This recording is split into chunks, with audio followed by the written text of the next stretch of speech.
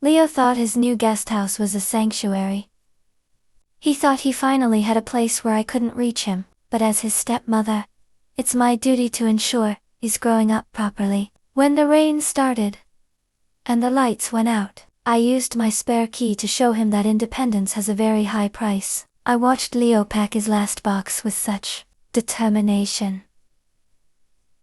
He thought that 50 yards of grass and a locked wooden door meant he was a man. He thought he was escaping my gaze. Poor boy. He didn't realize that I was the one who convinced his father to renovate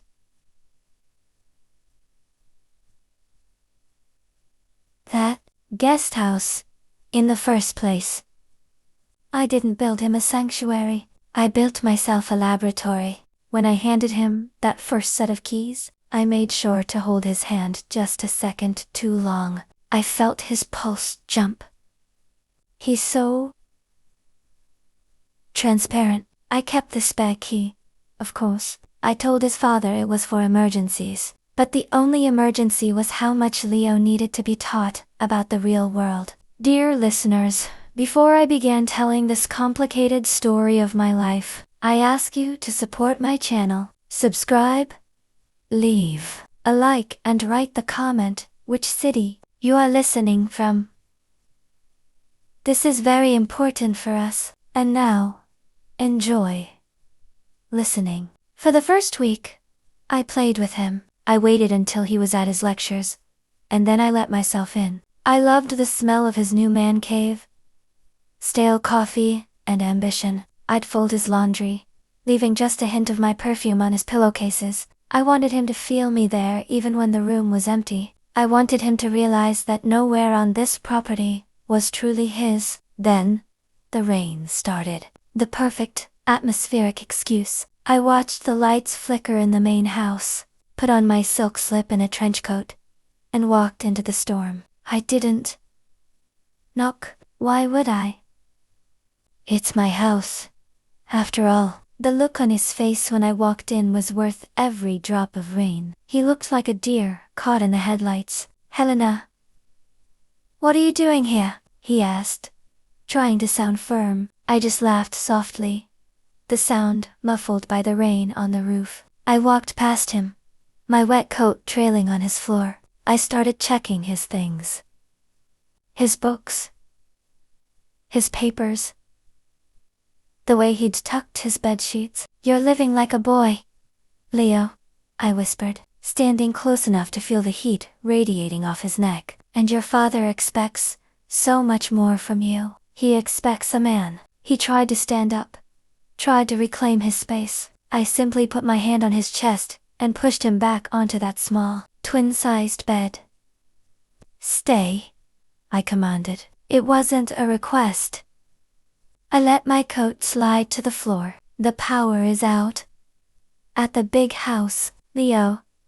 It's dark, it's cold, and your father is fast asleep. But here, we have all the light we need. I leaned down, the silk of my dress brushing against his knees. Let's see if you can handle a real inspection. I didn't just want to be with him. I wanted to break his independence. I made him realize that every time he turned that key in the lock, he was just locking himself in with me. The narrator should describe the rhythm of the guest house, the way the shadows from the trees outside danced on the walls. I was methodical. I taught him that a real man knows how to please a woman like me. I taught him that silence is a virtue. The lessons were long, exhausting, and completely forbidden. By the time the clock struck midnight, he wasn't thinking about his university exams anymore. He was thinking about when I'd return. Act 4. The Father's Shadow. 一時40分。2時. The climax. And the final claim. Then came the heavy boots on the porch. My husband. Leo's father. The boy went pale, his eyes wide with a terror that I found intoxicating. He looked at the door, then at me. I didn't move. I stayed draped across him, my fingers tracing the line of his jaw. Don't move, I breathed into his ear. If you scream, You lose everything if you stay quiet. You gain me. I watched him lie to his own father through the door. I watched him become a conspirator. When the footsteps finally faded into the rain, I felt a surge of triumph. He wasn't his father's son anymore. He was mine. I stood up, adjusting my silk dress, and picked up my coat. "Good night, Leo," I said, pausing at the door. "Make sure you wash those sheets. I'll be back tomorrow for a follow-up inspection, and don't bother changing the lock. I have a master key to everything you own." The rain had stopped by dawn, leaving the guest house smelling of damp earth and the heavy, floral scent of my perfume. I watched Leo sleep for a moment. He looked so peaceful, so unaware of the web I was spinning around him. I didn't just want his nights. I wanted his total surrender. Before I let myself out, I reached into my velvet jewelry box. I took one of my signature diamond earrings. Ones my husband bought me for our 10th anniversary, and tucked it deep into Leo's bedside drawer, right next to his watch. A little time bomb, waiting to go off.